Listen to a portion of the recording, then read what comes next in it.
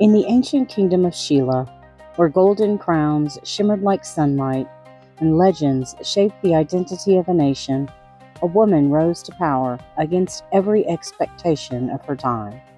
Her name was Queen Seondeok, the first female ruler in Korean history, and one of the most remarkable leaders the world has ever seen. But her story is not simply about ruling. It is about vision. It is about resilience. And it is about a queen who led with wisdom in an age of war.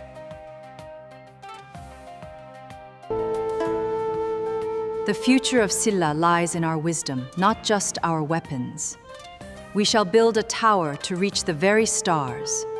To understand Seondeok's rise, we must first understand the world she inherited. The 7th century was a turbulent era. Korea was divided into 3 kingdoms, Goguryeo, Baekje, and Silla, each fighting for dominance.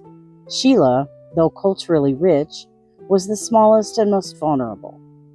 Inside the palace, noble families competed for influence. Outside the palace, enemy armies waited for any sign of weakness. And in this environment, the idea of a woman ruling was unthinkable to many. Yet Seondeok was no ordinary princess. We cannot have a woman ascend the throne. She is of the sacred blood. There is no other choice. Born as the daughter of King Jinpyong, Seondeok grew up surrounded by scholars, astronomers, and Buddhist monks. She was known for her intelligence from a young age, absorbing philosophy, politics, and astronomy with a clarity that surprised even her tutors. Historical records describe her as calm, observant, and deeply intuitive. She had a talent for reading people, not just their words, but their intentions. This ability would become one of her greatest strengths as queen. When King Jinpyong died without a male heir, the royal court erupted in debate. Some ministers insisted that a woman could not rule. Others feared that choosing a weak or inexperienced male relative would plunge Silla into chaos. But Seondeok had already proven herself capable. She had advised her father, mediated disputes, and earned the respect of scholars and generals alike. In 632 AD, she ascended the throne, becoming the first reigning queen in East Asian history. Her coronation was not just a political event. It was a statement. Silla would not be defined by tradition alone. It would be defined by wisdom.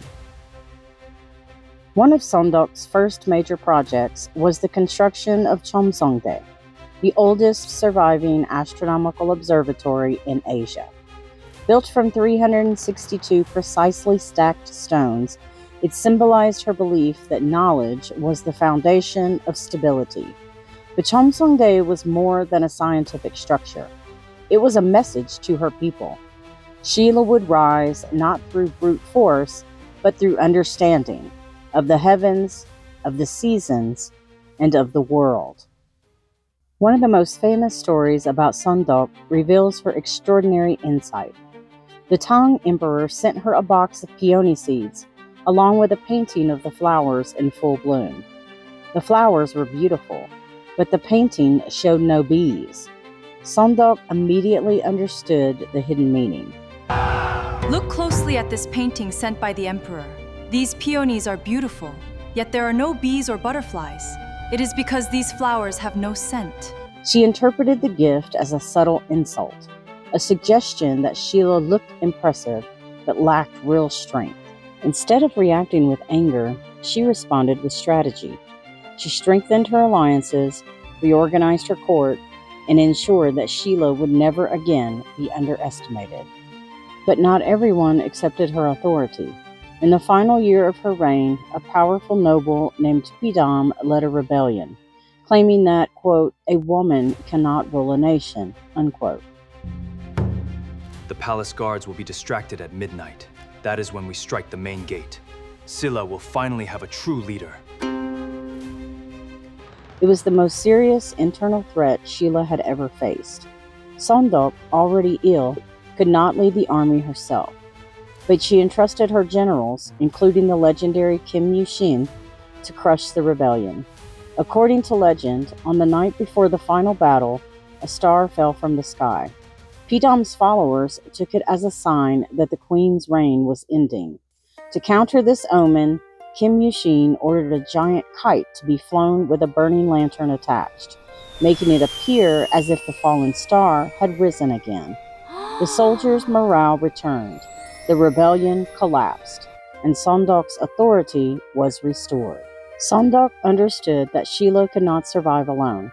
She strengthened diplomatic ties with Tang China, laying the groundwork for the future Silla-Tang alliance, the partnership that would eventually lead to the unification of the Korean peninsula.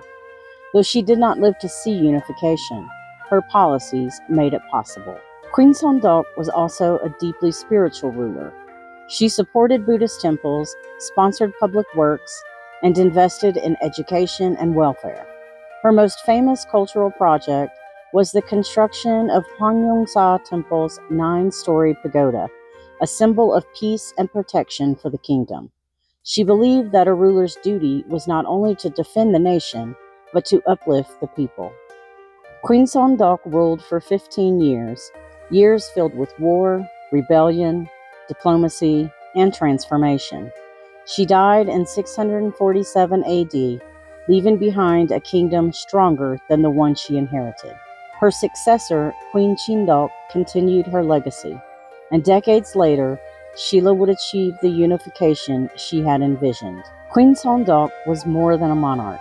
She was a strategist, a visionary, and a woman who led with both intellect and compassion. Her reign proved that leadership is not defined by gender, but by wisdom, courage, and the ability to see beyond the horizon. This is her legacy. This is her story. This is HerStory Korea.